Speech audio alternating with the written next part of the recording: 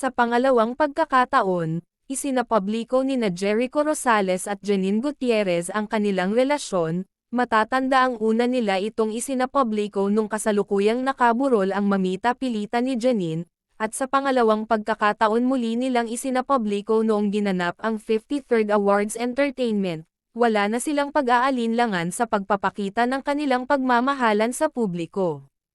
Masaya nilang ibinahagi ang ilang matatamis na sandali sa social media. Nag-viral ang kanilang mga larawan na puno ng kilig at kaswitan. Tuwang-tuwa ang kanilang mga tagahanga sa kanilang pagmamahalan. Marami ang nagsabi na bagay talaga sila sa isa't isa. Makikita sa kanilang mga ngiti ang tunay na saya at pagmamahal. Hindi na nila tinatago ang kanilang lambingan sa publiko. Lalo pang lumalim ang paghanga ng mga netizen sa kanilang tambalan.